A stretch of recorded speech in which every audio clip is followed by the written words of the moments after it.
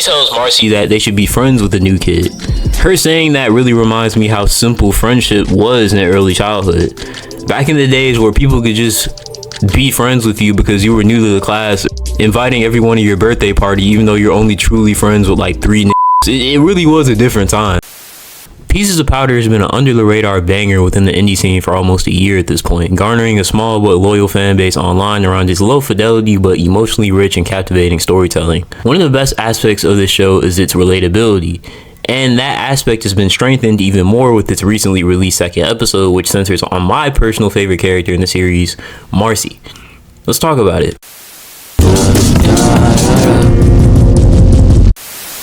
Welcome back to another quick joint series where a video is too long to be YouTube short but too short to be a full-length video.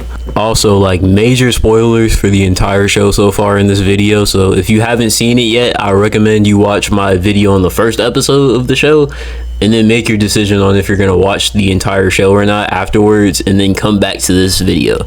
Alright, yeah, let's get into it. The episode titled Pieces of Marcy starts with Powder attempting numerous times to hang out with Marcy, but each time she ends up giving an excuse, to the point where Powder's basically like, "F it, it is what it is, we'll figure it out later." Obviously that's not what she said verbatim, but you get what I'm saying. The last excuse Marcy gives is that she has a lot going on at home. It's a pretty believable excuse, but we learn from Marcy's inner monologue right after that she really was avoiding Powder out of fear of getting closer to her and losing yet another friend, instead of it being because of the excuse that she gave. But towards the end of the cold open, when we see the inside of her house, she does have a pretty big family. She lives with what I believe is her grandma, mom, and little brother, so I guess she wasn't fully lying about it. I wouldn't be surprised if she doesn't get much time to herself because of how many people live there. If you've seen episodes 0 and 1, then you know how hard Powder had to push herself to open up to people again when she met Marcy after being betrayed by her ex-friend, who was a blonde-haired girl who shall not be named, on some Voldemort shit, minus the transphobia.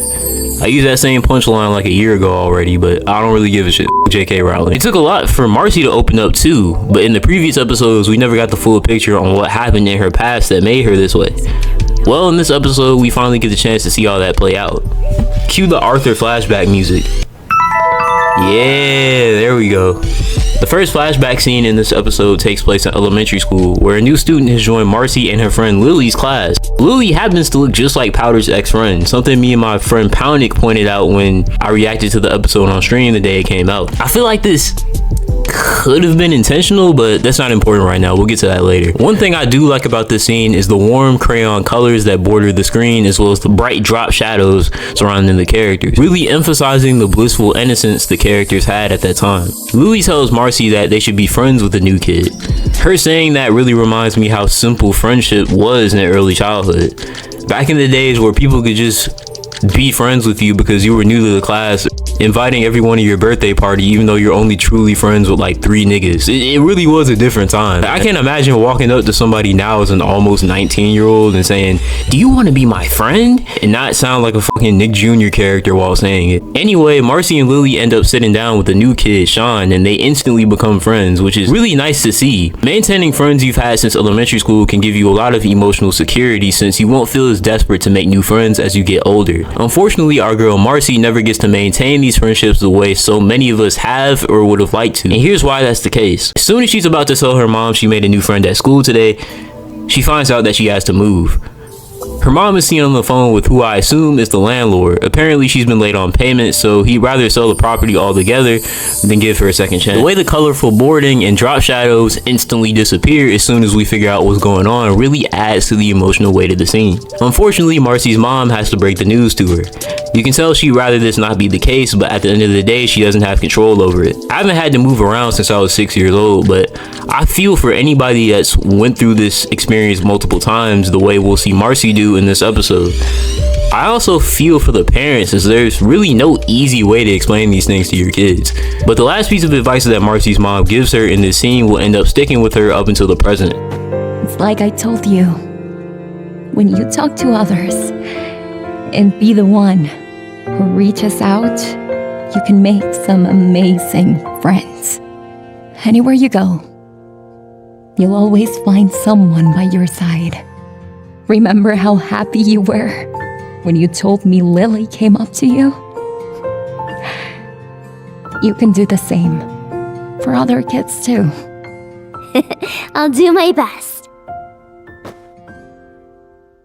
In the next flashback, we see Marcy being introduced as the new kid in her class. Just a second ago, we saw Sean in that same position, who ended up becoming friends with her and Lily just from them walking up to him. Now Marcy is in Sean's shoes before she ever got to fully celebrate becoming friends with him in the first place, waiting time and time again for somebody to walk up to her the way her and Lily walked up to Sean all that time ago. Not only do we see her lose her confidence as time skips more and more during the flashback, but we see even her clothes start to become darker and more drab looking to represent her losing the fulfillment she had earlier in childhood before she even got to fully appreciate. But then this happens. Hey! We need one more for kickball. Do you want to play with us? Are you talking to me? I don't think there's anyone else over here. Right. Sorry. So, what's your name? I'm Isaiah. I'm Marcy. It took a while, but things did finally start to get better. The way the scene of her meeting Isaiah has this panning shot of these crayon colored trees as this beautiful somber song plays in the background almost feels like a visual representation of Marcy slowly starting to regain the optimism she had as a young child through somebody finally taking a chance with her. Something she waited so long to experience. Hey, stop crying, nigga. I can hear you through the screen. She even gets introduced to his entire group of friends and they all start kicking it together on some cool shit. Isaiah ends up asking her over the phone if she could go to the school festival with him and his group of friends. This sounds like a W moment for Marcy, right? Well, if only it could have stayed that way. After Marcy's older sister tells Marcy to ask their mom to order a pizza, she realizes her mom is asleep, but sees a picture on her desk saying that their house has been sold. She sees Isaiah the next day at school and bluntly says that she's moving, says bye, and just walks off. The weight of what she had to deal with was so strong that she said it in a way that could have come off as disrespectful, since they've been friends for all this time, so long in fact that the nigga's voice changed since he first met Marcy earlier in the flashback. Hey! We need one more for kickball. Do you want to play with us? Marcy! You got dismissed early? Damn! Instead of having a heartfelt goodbye, she just says she's moving and walks off. We as the audience know she didn't mean to hurt Isaiah, it's just that everything was happening so fast she couldn't think of a better send-off for their friendship. In the next flashback, all the things she's been going through come full circle in a way she probably couldn't see coming. At her new school, the girl who's supposed to walk her to one of her classes is none other than... hell nah, not her. There we go. Yeah, there's no one other than Lily, the first friend Marcy ever made. Who better to hang out with to get her mind off the friends she's missing out on than the first friend she ever made in the first place? Sure, they were really young, but a lot of times if the memories were impactful enough, even if you haven't seen a friend since early childhood, you'll still remember at least some of the things you did together. I made my first friend in preschool and I still remember all the shit we did together, and I haven't seen him since I was 6 years old. But then again, my mind could go all the way back to 2 years old, so maybe I'm not the best example here. Unfortunately, none of the shit I said just now matters because Lily doesn't remember Marcy at all. Marcy, we've met before? You really don't remember?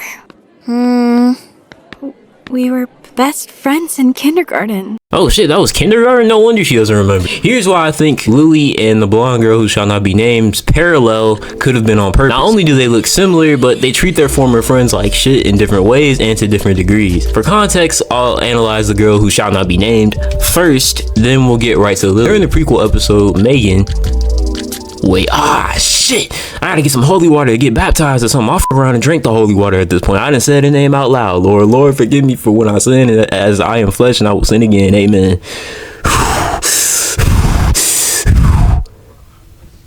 Anyway, during the prequel episode, Powder's former friend crashes out on Powder when she rightfully got mad at her for telling Powder the wrong showtime for the movie that Powder herself picked. My main gripe with that episode is that we never fully figure out why that crash out happened and what led her to doing it, beyond the inference of her growing out of the friendship, slowly starting to resent Powder and choosing her new friends over her. But the fact that she has the same gym period as Powder and Marcy and was even staring at them a little bit at the beginning of this episode, I definitely think they'll all interact at some point, and we'll get more context on all this. Lily Lily's situation is a bit more understandable, but the fact that she makes no effort to catch up with Marcy is kind of f***ed up. Like, sure, y'all don't have to be friends just because y'all were cool as shit in kindergarten, but at least have a short conversation and try to catch up with her. Being a new kid is an anxiety-inducing experience, and having a former friend try to make that easier for her would be dope. It's like she lost the empathy and optimism she had when her and Marcy befriended Sean all those years ago. Now Marcy, the first person you ever became friends with, needs your help the same way Sean did, and you not trying to do shit? Shame on you, bro. That shit crazy. What Lily did to Marcy was some bullshit, but it's still not quite on the level of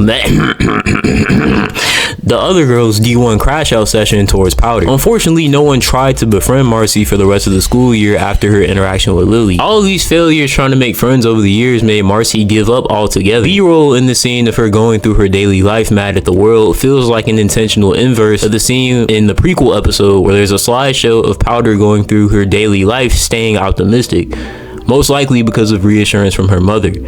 We don't directly see that reassurance, but it's greatly inferred on some show don't tell type shit. But ironically enough, thanks to the reassurance Powder got in that episode, her putting herself out there is how her and Marcy became friends in the first place. But even with that, Marcy can still be kind of avoidant at times when it comes to their friendship. Like when she made it seem like she was gonna ditch Powder after she went over her house in the first episode, or how avoidant she was when Powder asked her to hang out again earlier in the current episode. All because she hasn't fully healed from her past. Something that's sad to see, but at the same time is probably relatable for a lot of people that watched it.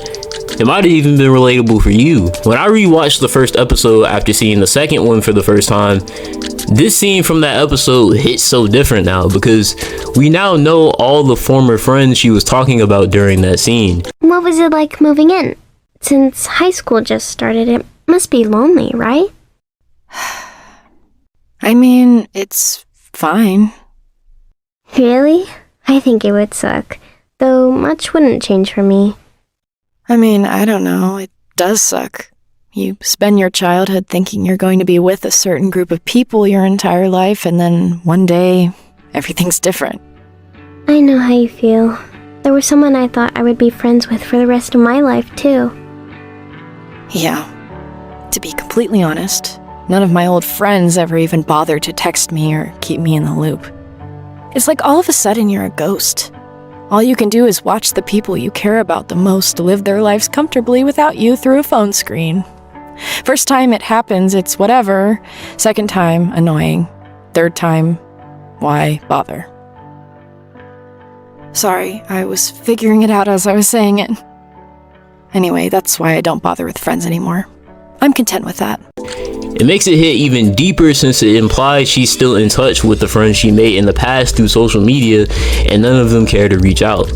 A lot of people can relate to going through something like that though, and that's something I initially pointed out in my video about the first episode. Anyway, when Marcy thinks about how it would be if she ends up moving again and didn't make use of the time she has right now to hang out with Powder, and has a flashback to the advice her mom gave her, she gets off her ass and does something about all this. The fact she was able to find this reassurance through something her mom said to her when she was in kindergarten is some powerful shit, not gonna lie. The way the crayon trees pop up again as Marcy rushes toward Powder, the way the scene fades into a silhouette, like man, this shit is so hard, bro. Like Kobu went crazy on the directing for this episode, I can't lie. If you end up seeing this, never forget how dope your shit is, bro, for real. Anyway, she runs up to Powder and she ends up hanging out with her and Powder's mom at the store. Good for them. I'm curious if that shot of them at the store in the opening theme song was a direct reference to this episode the whole time and we didn't know. I don't know, but that's some dope shit. It's one of my favorite shots in the show. Honestly, this was a great episode. Marcy was already a character I gravitated towards anyway, so it was nice to finally get to learn more about her.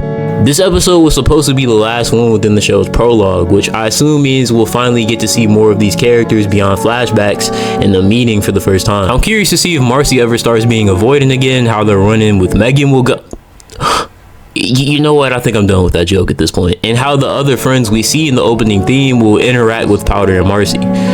The reason I love this show so much is how low fidelity it feels, but also because of how well crafted the characters are and how lived in each episode feels. And maybe that's how you feel about the show too. If you haven't seen the show yet, 1, go watch all the episodes in canonical order. 2, I literally just spoiled the entire show for you through this video, but it is what it is. If you like seeing content around this show from me, considering my first video on the show is my second biggest video on the channel, seems like most of y'all do, then check out this playlist of the content I've done around the show so far that includes the reaction stream I did for episode 2 the day it premiered. And lastly, make sure to subscribe. Also, thank y'all for 1,000 subscribers. This is my first video I'm putting out since that happened, even though it's been like a month since. And if you like what you saw and want to see this video and my future content uncensored, make sure to donate to my Patreon for just $2 with a 7-day free trial included. Anyway, this has been a quick joint, and until next time, I'm out this mug.